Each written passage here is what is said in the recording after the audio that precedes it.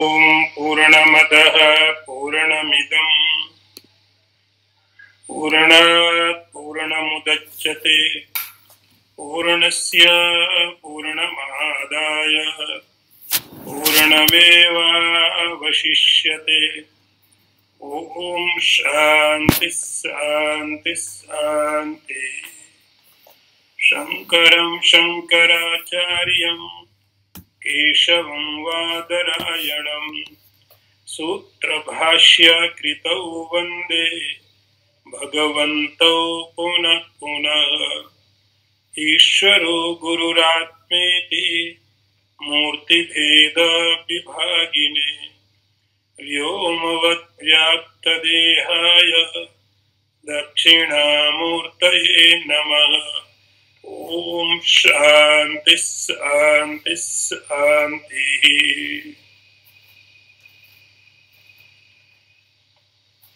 काम क्रोधो लोभ दंभाद्यसूया अहंकार शु आत्मसराद्यस्तु घोरः धर्म एते राजसा पुं प्रवृत्तिः यस्मात् एषः तत् रजो बंध हेतु। अर्थ देखिए, काम क्रोध लोभ दंभ असूया अभिमान ईर्ष्या और मत्सर ये धर्म रजोगुण के ही है। अतः जिनके कारण जीव कर्मों में प्रवृत्त होता है वह रजोगुण ही उसके बंधन का हेतु होता है। अर्थ एक बार फिर समझ लें। काम क्रोध लोभ दंभ असूया अभिमान ईर्ष्या और मत्सर ये घोर धर्म रजोगुण के ही है। अतः जिसके कारण जीव कर्मों में प्रवृत्त होता है वह रजोगुण ही उसके बंधन का हेतु होता है।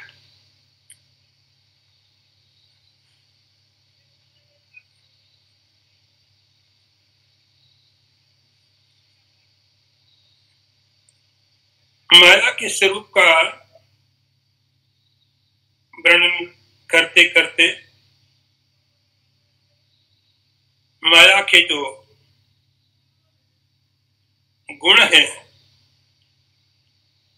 रजोगुण तमोगुण और सत्वगुण उसका विचार करते हैं और उस विचार के अंदर में रजोगुण की बात करते हैं।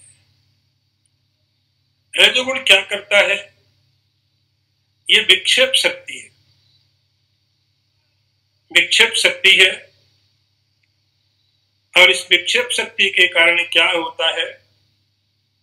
एक्टिविटी शुरू हो जाती, क्रिया शुरू हो जाती है। ये बात हमने पहले देखा था पिछले मंत्र में कि पहले एक्टिविटी क्रिया होने की इच्छा मन में आती है, मन से इंद्रियों में आती है, इंद्रियों के बाद शरीर में आती है और फिर चारों तरफ आपका जो वातावरण है सब आपके कर्म के अनुसार भर जाता है। अब सवाल ये है कि रजोगुण क्या करता है? एक तरह से शक्ति देता है, एक ताकत देता, एनर्जी देता है। वो एनर्जी, वो जो ताकत है, अब वो प्रकट कैसे होती है हमारे जीवन में, कैसे प्रकट होती है? जैसे समझो कि इलेक्ट्रिसिटी है। इलेक्ट्रिसिटी में कोई कलर नहीं है, लेकिन हम इस इलेक्ट्रिसिटी में जैसा भी बल्ब लगा देते हैं, यदि बल्ब हरे रंग का है तो वहां जो लाइट है हरे कलर में हो जाएगी। यदि उसी जगह में आप व्हाइट लगा देते हैं तो लाइट व्हाइट दिखने लगती है, रेड लगा देते हैं तो लाल दिखने लगती है, पीला लगा देते हैं तो पीली दिखने लगती है। वो लाइट बदल रही है ऐसा हमको लगता है। हमको लगता लाइट बदल गई, कभी लाल थी, फिर लाइट की पीली हो गई, फिर नीली हो गई, सब कलर लाइट में दिखाई पड़ रहे हैं, लेकिन लाइट में कोई कलर नहीं है। लाइट एक पावर, एनर्जी है। फिर जैसा आप बल्ब यूज करते हैं उस प्रकार की लाइट वहां पर प्रकट हो जाती है, दिखाई पड़ने लगती है। तो हमारे मन के अंदर में जब रजोगुण आता है, कुछ करने की इच्छा होती है, तो आपका पूरा व्यक्तित्व, आपकी पूरी ताकत उस काम में लग जाती है। अब ये रहता है कि वो जब शक्ति प्रकट होती है बाहर में, आपके बाहर निकलने की कोशिश करती शक्ति, उस समय में किस प्रकार से वो शक्ति बाहर आती है। इसके लिए हमारे इस जन्म के और पिछले जन्म के जो संस्कार हैं, जो वासनाएं हैं, जो इच्छाएं हैं, वे आके एक पर्दे का काम करते हैं, एक कवर का काम करते हैं। वो कंडीशंस है, वो सब जो चीजें हैं, आपकी एनर्जी को कैसे प्रकट होना है, उसके लिए आपके पिछले संस्कार, इस जन्म के संस्कार, परिस्थितियां, ये सब चीजें मिलकर के आपके उस शक्ति को, जो प्रकट होने का ढंग है, वो अलग अलग तरीके से प्रकट होने लगता है। उसी का जो प्रकटीकरण है, एक्सप्रेशन है, वो कैसे कैसे होता है, ये सबका व्यक्तिगत है, एक जैसा नहीं होगा। मन के अंदर में शक्ति आएगी, ये सबके साथ एक जैसा होगा, क्योंकि आप तक रजोगुण का काम है। तो रजोगुण एनर्जी दे देगा, पावर देगा मन को, मन उस पावर को आगे देगा। लेकिन जब मन उस पावर को आगे बढ़ाएगा, तो मन के अंदर जो चीजें भरी पड़ी उनको मिला करके मन आगे को बढ़ाएगा, क्योंकि मन प्रोजेक्टर भी है। तो पिछले जो संस्कार हैं, उन संस्कारों के कारण वह शक्ति आपकी कामः, कभी काम रूप से प्रकट होगी, वही शक्ति कभी क्रोध के रूप से प्रकट होगी, कभी लोभ की तरह से, कभी दंभ की तरह, कभी असूया, थोड़ा मैं बताऊंगा, कभी अहंकार के, कभी मत्सर के रूप में, कभी ईर्ष्या के रूप से प्रकट होती है। उसका जो सोर्स है, उसका जो मूल है, वो मूल क्या, मन के अंदर में पावर, मन के अंदर में शक्ति। और जैसी शक्ति आती है, तो मन अपने अंदर जो चीजें छिपी है उनको उसके साथ ऐड कर देता है और बाहर सप्लाई कर देता है। तो अब किसी के अंदर वही शक्ति काम रूप से प्रकट हो जाती है, डिजायर, इच्छा, ये चाहिए, ये चाहिए। फिर आपके शरीर की ताकत और परिस्थितियां उस शक्ति को एनर्जी दे देती है। आपके जो शरीर की शक्ति क्या है, आपको चाहिए बहुत कुछ, लेकिन यह भी देखना पड़ता है कि आपका शरीर कितना साथ दे रहा है, आपकी इंद्रियां कितना साथ दे रही है। तो आपकी शरीर की शक्ति, आपकी इंद्रियां, परिस्थितियां, वो सब देख करके आपकी जो इच्छा है वो आगे को बढ़ती है। तो मन के अंदर जो शक्ति आई, वह शक्ति विक्षेप शक्ति, वो विक्षेप शक्ति आपको एक्टिव कर देती है, इंद्रियों को एक्टिव करती है, और अंदर से डिजायर, इच्छा पैदा होती है। ये बहुत ही मनोवैज्ञानिक प्रक्रिया है, बहुत मनोवैज्ञानिक तरीका है, जिसको आज मनोविज्ञान बहुत तरीके से कोशिश कर रहा जानने की। हमारे ऋषियों ने बहुत पहले इसको, क्योंकि उनका जानने का तरीका, डिवाइस जो थे वो डिवाइन थे, दिव्य, इसलिए उनमें गलती की कोई संभावना नहीं। हम जब मन को जानने की कोशिश करते हैं तो हमारे संभावना गलती की है, लेकिन हमारे ऋषियों के पास कोई गलती की संभावना नहीं है, क्योंकि उनका ज्ञान दिव्य होता था, दिव्य साधनों से होता था। तो इच्छा पैदा हुई, इच्छा, डिजायर पैदा हुई, और यदि इच्छा पूरी नहीं हुई तो क्या बदल जाती हो, क्रोध। क्रोध का अर्थ है कि आपकी कोई इच्छा और पूरी नहीं हुई, आप जो चाह रहे थे नहीं हुआ, आपकी जो इच्छा थी, आपकी जो चाहना थी, पूरी नहीं हुई, एक क्रोध है।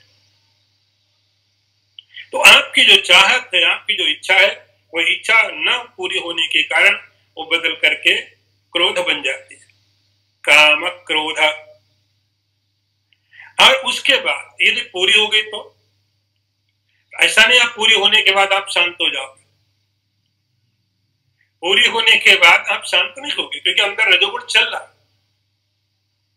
रजोगुण से अभी एक्टिविटी चल रही है, माइंड रेस्टलेसनेस है। तो इच्छा यदि पूरी हो गई, और इच्छा पूरी होने के बाद आपके मन के अंदर अभी भी क्रिया है, अभी भी रजोगुण है, या रजोगुण न हो तो ठीक, रजोगुण नहीं है, जैसे साधक है, कोई रियलाइज्ड पर्सन है, कोई इच्छा पैदा हुई, इच्छा पूरी हो गई, बात खत्म हो गई। लेकिन एक सामान्य व्यक्ति के साथ ऐसा नहीं होता है। जब इच्छा पूरी नहीं होगी तब क्रोध पैदा होगा, और यदि इच्छा पूरी हो गई तब लोभ पैदा हो जाएगा कि आप नहीं चाहेंगे जो चीज आपको मिली वो कहीं और चली जाए। लोभ का अर्थ होता है कि आप जो प्राप्त हुआ उसको हक खोना नहीं चाहते। लोभ का अर्थ है कि जो चीज आपको मिली है आप उसे खोना नहीं चाहते।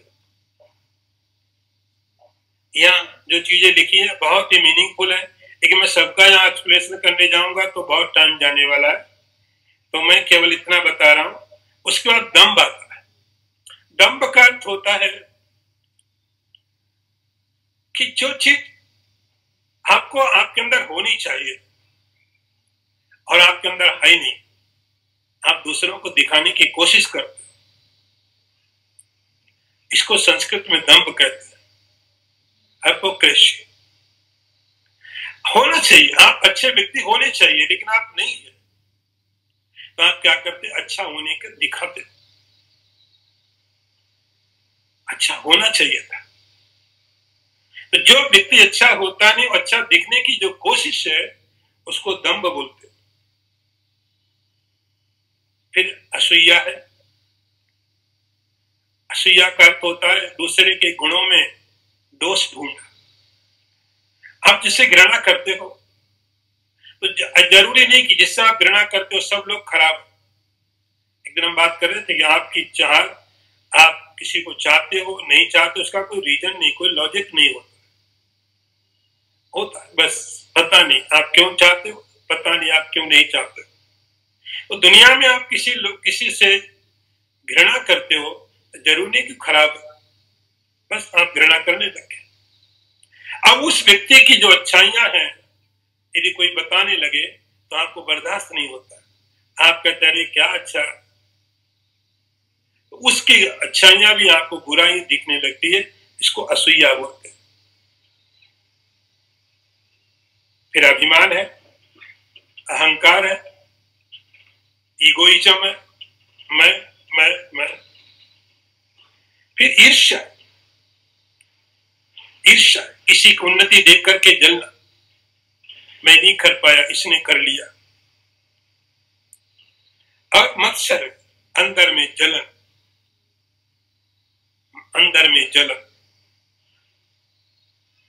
कुछ बाहर कर नहीं सकते हैं लेकिन अंदर में जल तो सकते हैं, मत्सर। और इस प्रकार के आद्यास्तु घोर, इस प्रकार के जो घोर भयंकर जो धर्म है, एक किससे निकले? धर्मा हेतु एते राजसा, ये रजोगुण के कारण, ये सब रजोगुण के कारण सब धर्म निकले हुए हैं। रजोगुण अंदर में है तब इच्छा पैदा होगी, राग पैदा होगा, द्वेष पैदा होगा। ये जो चीजें बताई हैं सब मनोवैज्ञानिक प्रक्रिया है, ये पैदा होंगी। और इसके जैसे दूसरे बहुत सी चीजें जो आप ऐड कर सकते हो, जहाँ सबका लिखना संभव भी नहीं होता, ये सब चीजें पैदा होगी उससे।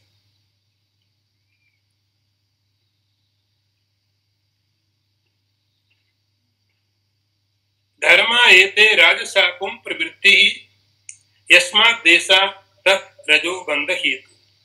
तो ये जो रजोगुण है, ये रजोगुण एक शक्ति पैदा करता है, एक एनर्जी देता है। उस एनर्जी का आप किस प्रकार से यूज करते हो, आप किस प्रकार से उपयोग करते हो, ये सब फिर आपके ऊपर में होता है। तो ऐसा नहीं कि रजोगुण है तो उसको खत्म करो, उसका उपयोग आप कैसे करते हो। जो शक्ति है उसका आप उपयोग किस प्रकार से करते हो, इसके लिए बहुत हद तक हमारे पिछले जन्मों के संस्कार, इस जन्म के संस्कार कारण होते हैं। लेकिन एक साधक, एक सीखकर इन चीजों को बदलने की कोशिश करो, तभी तो आपकी साधना है, यही तो आपका प्रयत्न है, ये तो साधना। यदि सब कुछ पहले से निश्चित वैसा होने वाला तो हमारा क्या काम है, हमारा कोई रोल ही नहीं बचता। एक साधक इन सब चीजों को बदलने की कोशिश करता है। धर्मा एते राजसाकुम प्रवृत्ति ही, तो इनके कारण हर एक जीव के अंदर में प्रवृत्ति पैदा होती है। हर एक जीव के अंदर रजोगुण के कारण प्रवृत्ति माने एक्टिविटी, क्रिया। तो क्रिया की उत्पत्ति ब्रह्मा जी ने सृष्टि के शुरू में बना दी, आप व्यक्तिगत तरीके से करते हो और उस प्रकार आपके अंदर से यह चीजें इस प्रकार से काम क्रोध आदि रूप से वही रजोगुण आपके अंदर से प्रकट होता है। यह रजोगुण बंध हेतु, जीव के बंधन का कारण बनता है। बंधन का कि मैं करता हूं, कर्तृत्व भाव, लेकिन मैंने किया। तो जब मन के अंदर में विचार आया, वो इंद्रियों में आया, शरीर में आया और एक्टिविटी हुई, काम हुए। काम होने के बाद आप उसके उत्तरदायित्व लेते हो, मैंने किया, मैंने किया। कर्तृत्व भाव आपके अंदर आया, वो कर्तृत्व भाव आपको बंधन में डालता है। तो इस प्रकार से रजोगुण जीव के बंधन का, यस्मात् देशात् तद रजो बंध हेतु, यह रजोगुण बंधन का कारण बन जाता जीव का। इस प्रकार ये बांधता है। अब अगला मंत्र देखिए।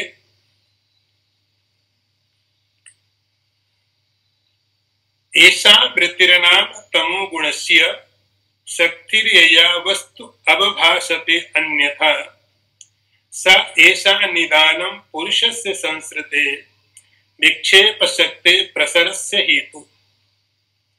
मैं एक बार फिर पढ़ देता हूं इसको, मैं कोशिश करता हूं अलग वर्ड करके पढ़ूं।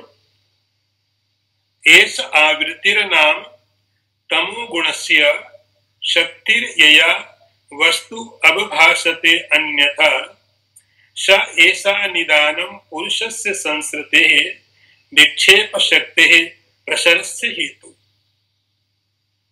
अर्थ देखिए, जिसके कारण वस्तु कुछ की कुछ प्रतीत होने लगती है, वह तमोगुण की आवरण शक्ति है। यही पुरुष के जन्म मरण रूप संसार का आदि कारण है और विक्षेप शक्ति के प्रसार का हेतु भी है।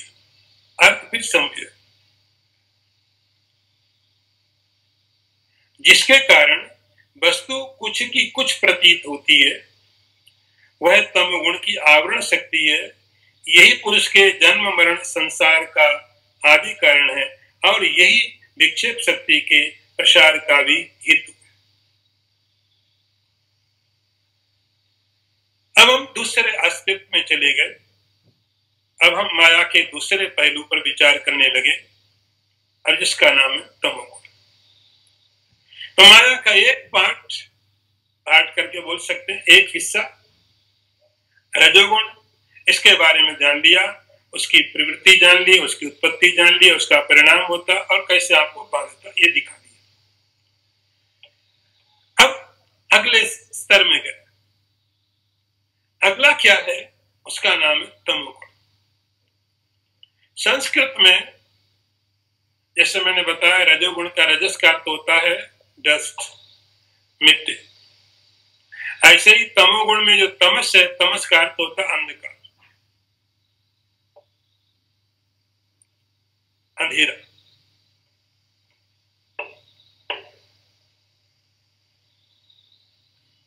ये जो अंधेरे के कारण क्या होता है कि पदार्थ आपके सामने होता है, लेकिन अंधेरा उस पदार्थ को ढक देता है। तो ये माया का दूसरा एस्पेक्ट है, दूसरा पहलू है माया का, जिसका नाम है तमोगुण। जिससे आपके पास काम करने की अलग अलग शक्तियां हैं। जैसे आपके पास में देखने की शक्ति है, आपके पास सुनने की शक्ति है, सूंघने की शक्ति है, स्वाद लेने की शक्ति, स्पर्श करने की शक्ति, सोचने की शक्ति, इन चलने की शक्ति, हिलने की शक्ति।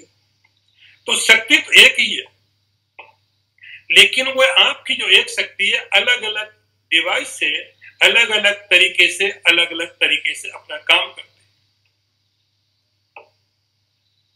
तो एक ही शक्ति आंख से काम करती है तो आप कहते हैं मैं देख रहा हूं, कान से करने लगती तो मैं सुन रहा हूं। शक्ति एक है। ऐसे ही माया भी एक शक्ति है। उस माया के शक्ति को, उस माया शक्ति के तीन एस्पेक्ट है, उसके तीन पहलू, तीन उसके पास काम करने के ढंग है। यहां पर इन जगह में माया पर इतना गहरा विचार किया गया है। नहीं तो लोग माया करके छोड़ देते हैं, माया कर रही है। लेकिन ऋषियों ने माया के ऊपर इतना गहन विचार किया कि माया कैसे काम करती है। तो माया एक शक्ति है, लेकिन उसकी शक्ति प्रकट होने के लिए तीन प्रकार है, तीन तरीके, सत्व, रज और तम। ब्रह्म कुछ करता नहीं, सुप्रीम कॉन्शियसनेस, ब्रह्मन, आत्मन, सेल्फ जो भी बोलते हो, वो कुछ नहीं करता। आज तक कभी किया नहीं उसने, ऐसे ही बैठा है। टाइम कैसे निकालता होगा, प्रॉब्लम है। आप तो बोर हो जाओ, लेकिन मजेदार बात है टाइम निकाल रहा है और निकाल मर भी नहीं रहा। चलो थोड़े दिन की बात है, बाद में तो मर जाएंगे, कुछ और हो जाएगा। कुछ करता नहीं। और जो संसार है वो कुछ कर सकता नहीं। संसार मतलब ऑब्जेक्ट, संसार कुछ कर नहीं सकता। तो सारा का सारा खेल, सारी चीजें केवल माया को ही करनी पड़ती है। तो पावर तो चाहिए, तो सारी चीजें माया को ही करनी पड़ती हैं। इसलिए उसके पास तीन प्रकार के पावर, तीन तरह की शक्तियां, वो अपने आप को तीन तरह की शक्तियों से प्रकट करती है। अब आप ऐसे समझो कि माया अपने आप को तीन तरह की शक्तियों से प्रकट करके सब खेल खेलती है।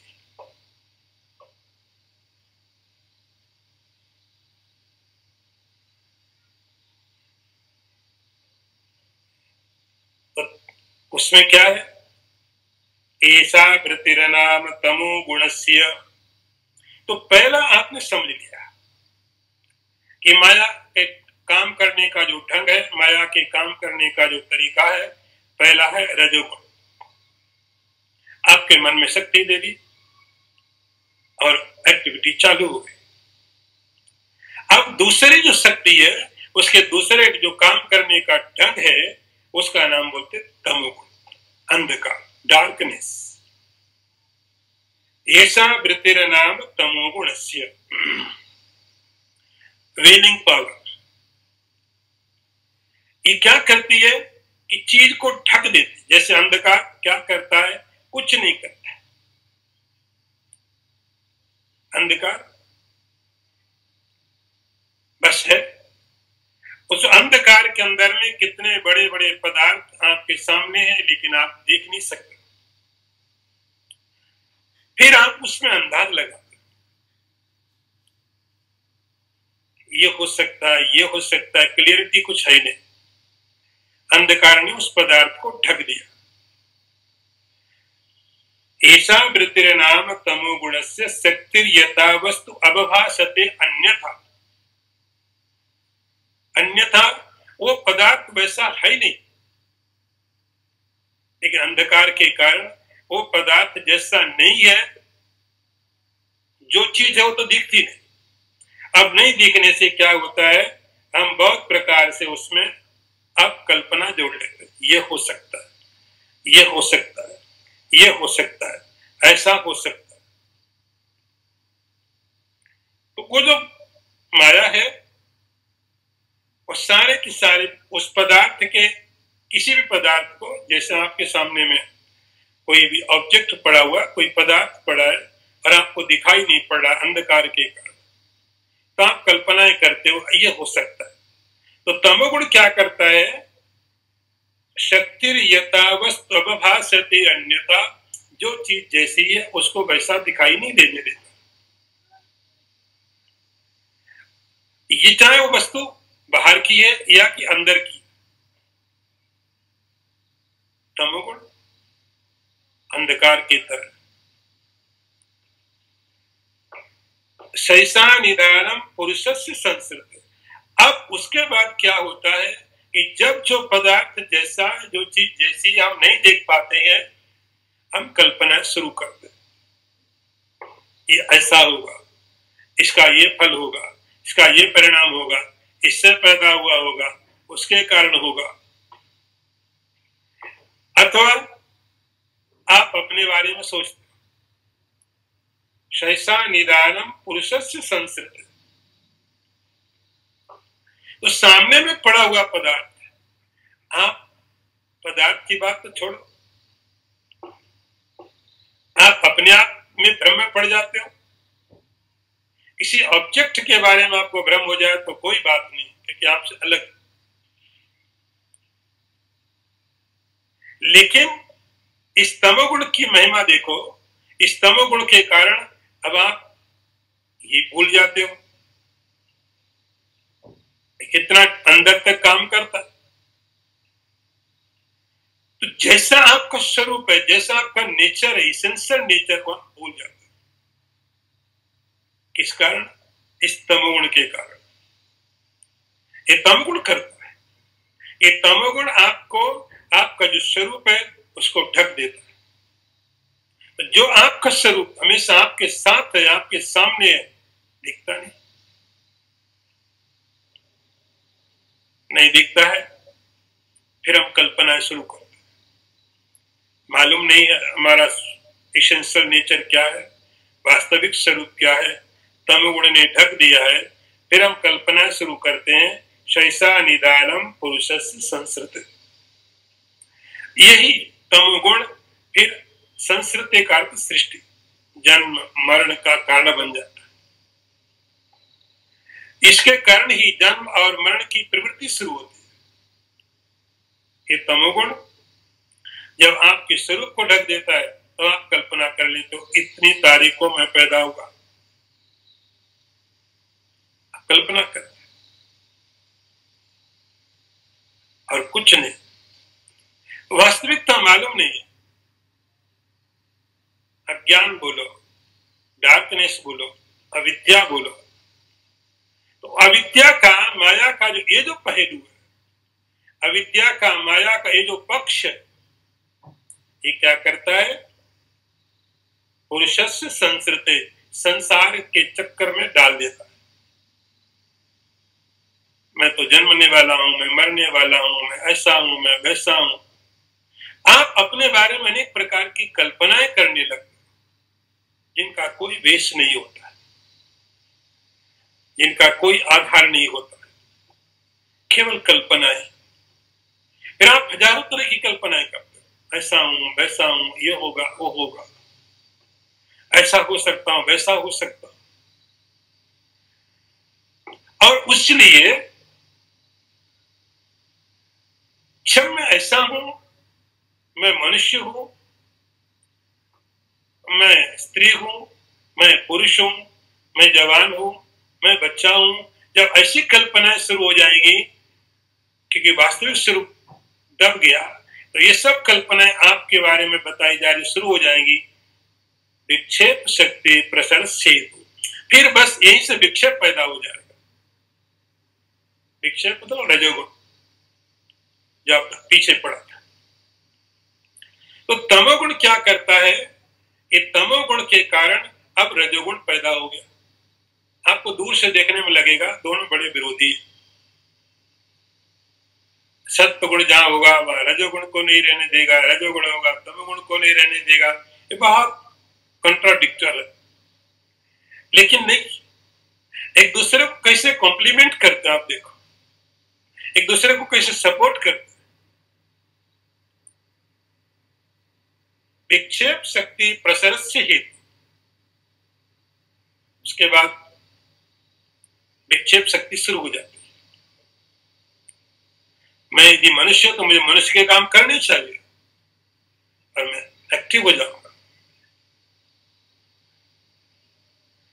जो धारणा, जो विचार, जो कल्पना मन के अंदर में आई, क्यों आई? उस रजोगुण तमोगुण के कारण। तो तमोगुण के कारण जो वास्तविक चीज थी वो भूल करके एक नई कल्पना अपने ऊपर ला दी, और उसके लिए फिर आपको एक्टिव होना पड़ा। यदि मैं मनुष्य हूं, मैं मनुष्य हूं, ये आपने सोचा, फिर आप मनुष्य का सम्मान चाहते हो।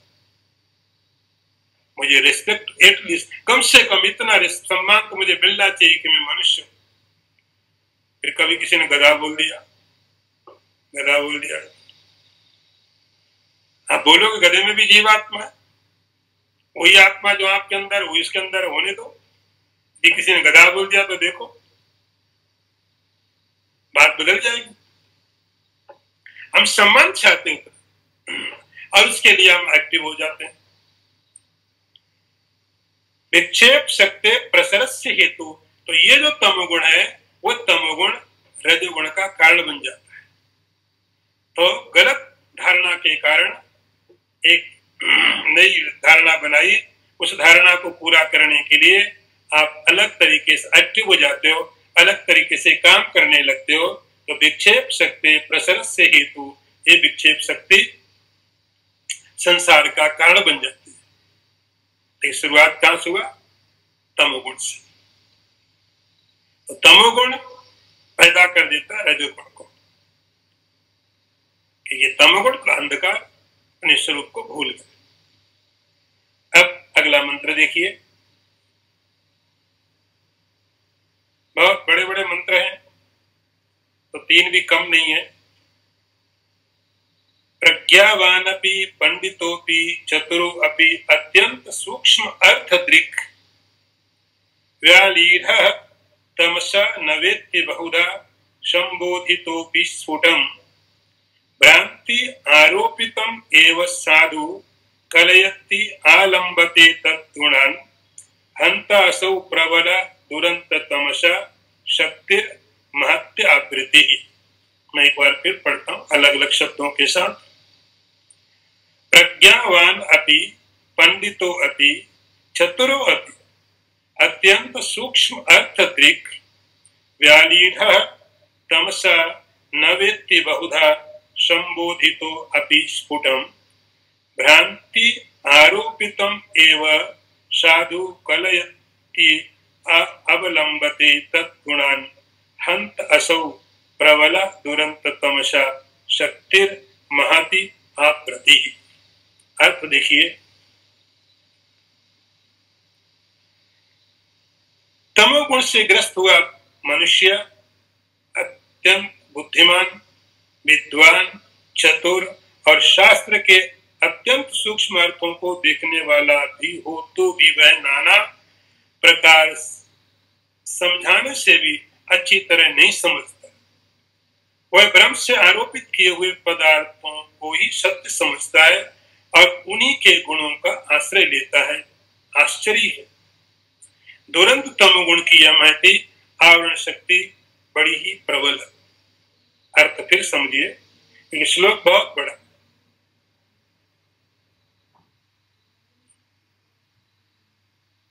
तमोगुण से ग्रस्त हुआ मनुष्य अति बुद्धिमान, विद्वान, चतुर और शास्त्र के अत्यंत सूक्ष्म अर्थों को देखने वाला भी हो तो भी वह नाना प्रकार समझाने से भी अच्छी तरह नहीं समझता। वह भ्रम से आरोपित किए हुए पदार्थों को ही सत्य समझता है और उन्हीं के गुणों का आश्रय लेता है। आश्चर्य है कि दुरंत तमोगुण की यह महती असाधारण शक्ति बड़ी प्रबल है। अब देखिए, तो तमोगुण के बारे में आपने देख लिया। अब ये तमोगुण करता क्या है, अब कहां कहां काम करता है?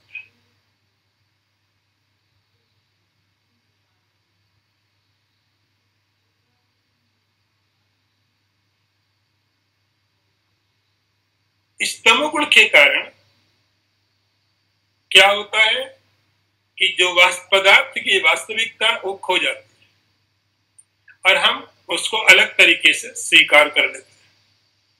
पदार्थ की जो वास्तविकता है वो खो जाती है और एक अलग कल्पनाएं, अलग अलग विचार हमारे मन के अंदर में उसके लिए आ जाते हैं।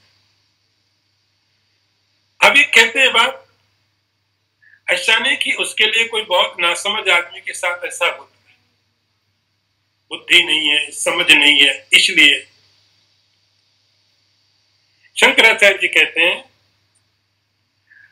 कोई कितना बड़ा भी विद्वान, प्रज्ञावान भी, बहुत बुद्धिमान है, बहुत बुद्धिमान है, पंडित है, विद्वान है, चतुर है, तीन चीजों को पहले समझे। ये तीनों चीजें कि कोई व्यक्ति संसार में बहुत कुशल, बहुत बुद्धिमान है,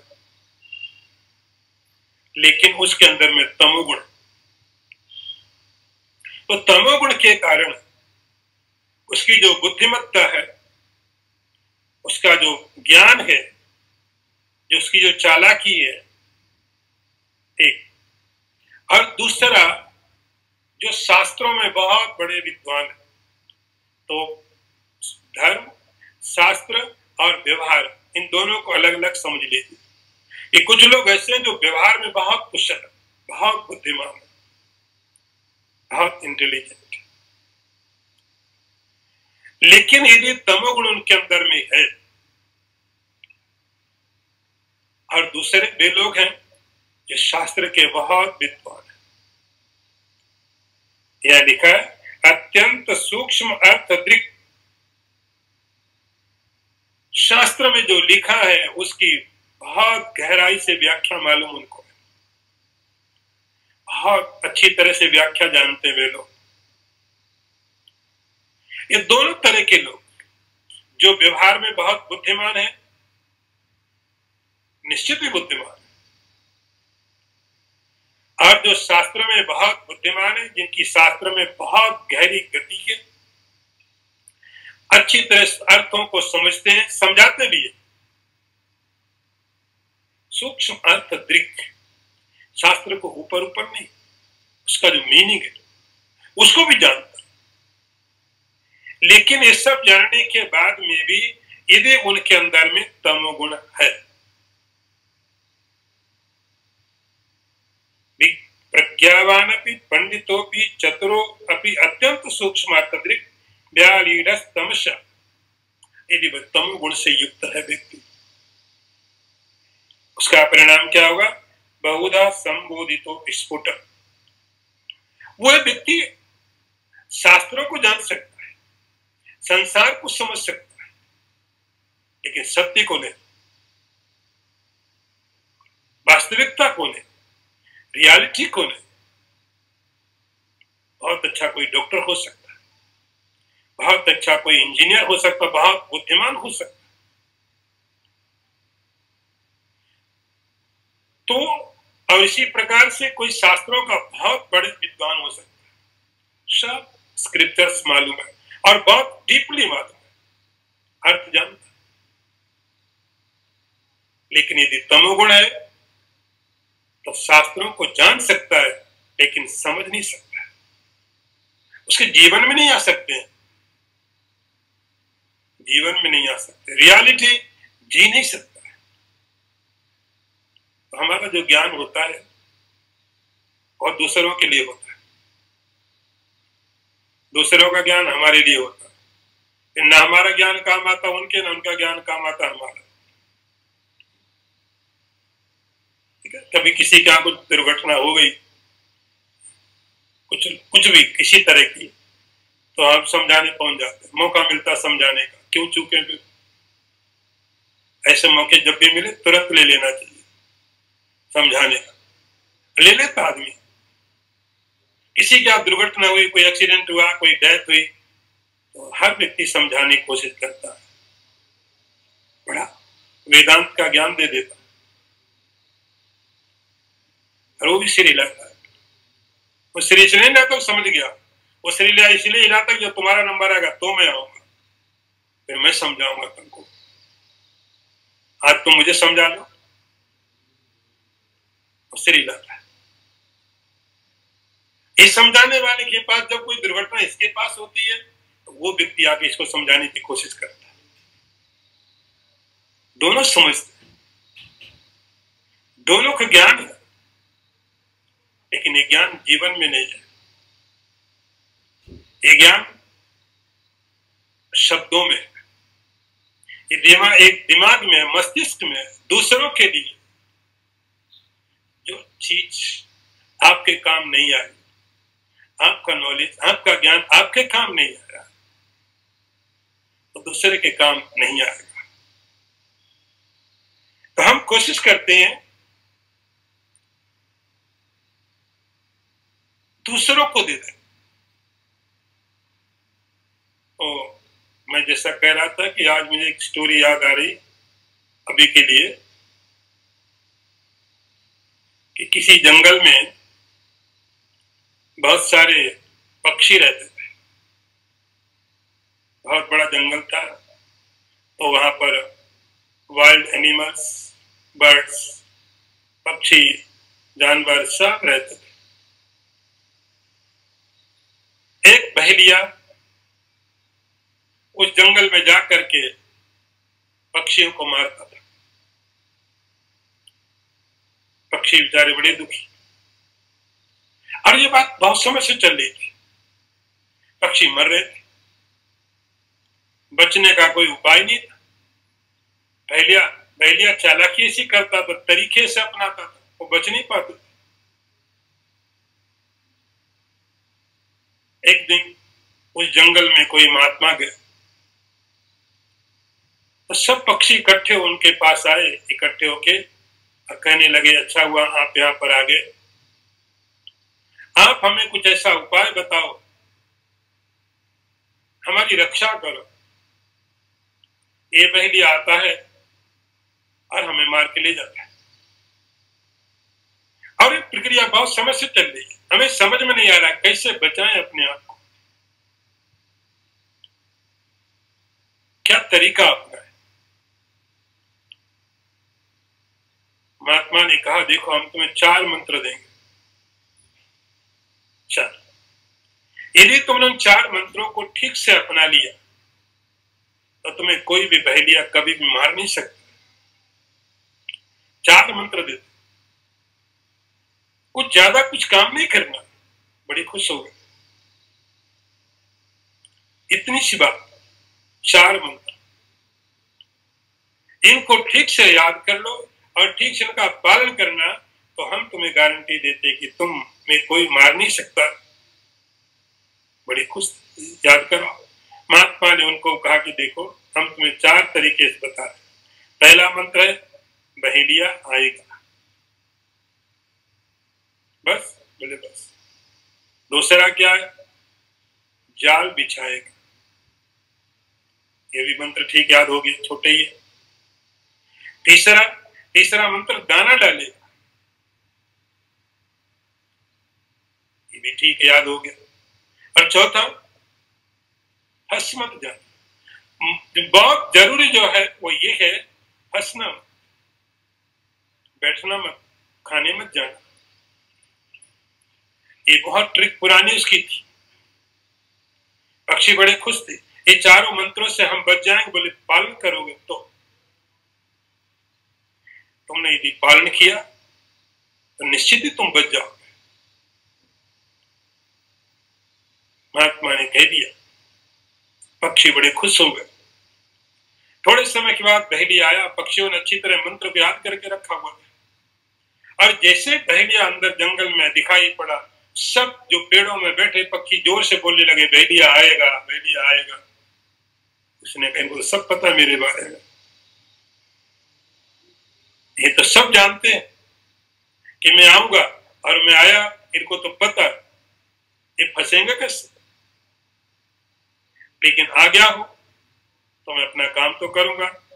उसने अपना दूसरा प्रोसीजर शुरू किया। जाल निकाला, ट्रैप, और बिछाने लगा। पक्षियों ने दूसरा मंत्र पढ़ना शुरू कर दिया, जाल बिछाएगा। बहेलिया ने कहा, तो मर गए, आज कोई नहीं आएगा हाथ में। इनको सब पता है मैं क्या करने वाला हूं, सब जानते हैं। तो जाल बिछाएगा, मैंने देख लिया जाल बिछा रहा। उसने कहा चलो, हिम्मत किया, जाल बिछा दिया। अब तीसरा काम शुरू किया, जाल के लिए थोड़े दाने डालता है। पक्षियों ने तीसरा मंत्र पढ़ना शुरू किया, दाना डालेगा। उसने कहा, अब इनको सब पता है, दाना भी डाल ही दिया। चलो अब आ गए हैं, जो होना सो होने दो। दाना भी डाल दिया और बैठ गया। अब क्या होता है, वो पक्षी बोलने लगे, फंस मत जाना। उसने कहा, इनको तो सब पता, बचना भी मालूम है। आराम से बैठ के देखने लगा क्या होता है। लेकिन थोड़े समय के बाद पक्षी एक एक करके नीचे उतरने लग गए, दाना खाने लग गए, फंसने लगे। बहेलिया भी परेशान थे, ये पागल है, इनको सब पता है, ये सब जानते हैं, फिर भी बोल भी रहे। ऐसा नहीं कि बोल भी नहीं रहे, बोलते जा रहे हैं, दाना डालेगा, फंस मत जाना, फंसते जा रहे हैं। वो भी परेशान था, ये हो क्या रहा। यही चतुर पंडित, शास्त्रों का विद्वान, सब कुछ जानता है, मंत्रों के अर्थ भी मालूम है, मंत्रों को बता भी रहा, दूसरों को समझा भी रहा है, लेकिन समझ नहीं रहा है। वही कर रहा है जो हमेशा से चलता आ रहा है। बचने की कोशिश करता, सवाल बहुत पूछता, कोशिशें बहुत, लेकिन कोशिशें सफल नहीं होती। कोशिश बहुत कर रहा है, सवाल बहुत है, प्रश्न बहुत पूछे, बहुत उत्तर भी मिला, मालूम भी है, परिणाम नहीं आता।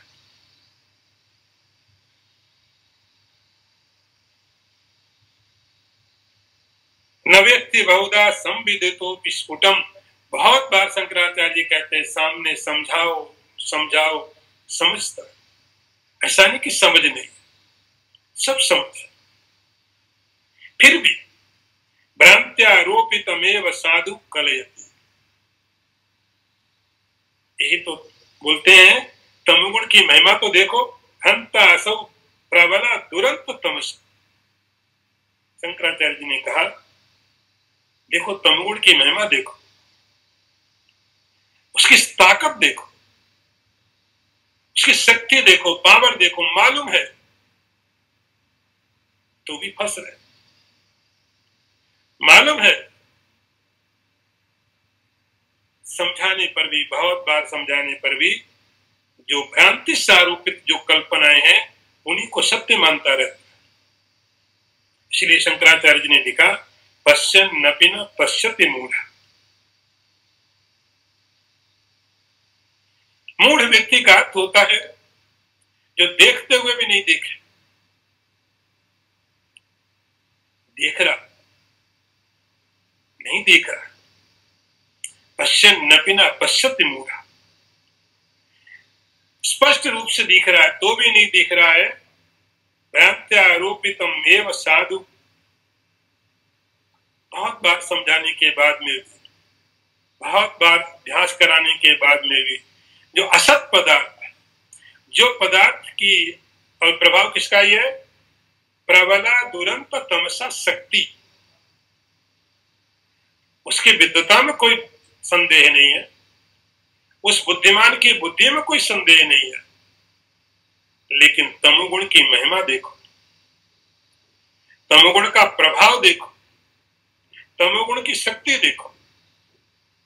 इस सब मालूम होने के बाद वो पक्षियों की तरह, वो चिड़ियों की तरह, उनका मंत्र गाने की तरह हो जाता है।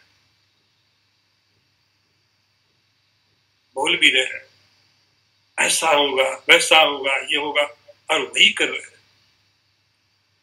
क्यों? प्रबला दुरंत तमसा शक्ति, ये जो प्रबल तमोगुण की शक्ति है बहुत प्रबल है, तमोगुण की शक्ति बहुत प्रबल है। तो बुद्धि हमारी बहुत शक्ति है, बहुत शक्तिशाली है, लेकिन तमोगुण उससे भी ज्यादा शक्तिशाली है, भ्रांत्यारोपित।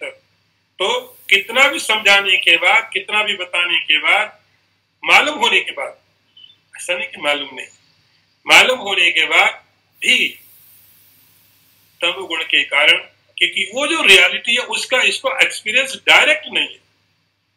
सवाल कहां है कि जो भ्रांति से कल्पित पदार्थ हैं वो इसने समझा कि मैं जानता डायरेक्ट, और जो बात बताई जा रही है वो अंधकार के पीछे, वो सीधे नहीं है, इसीलिए उसके बारे में वो रियलिटी नहीं मालूम होने के कारण कल्पनाएं करता, ऐसा होगा, ऐसा होगा। तो बहुत बार शास्त्र भी समझाते हैं, बहुत बार मास्टर भी बताते हैं, गुरु बताते हैं, और खुद भी कोशिश करते हैं। जो बुद्धिमान लोग हैं, शास्त्रों के विद्वान लोग हैं, वो खुद भी कोशिश करते हैं, जिसको आप मनन निधिध्यासन बोलते हैं, प्रयास खुद भी करते हैं। लेकिन शंकराचार्य जी ने बड़ा अच्छा शब्द का प्रयोग किया, हंत असौ प्रबला दुरंत। क्या आश्चर्य बोलते, क्या आश्चर्य।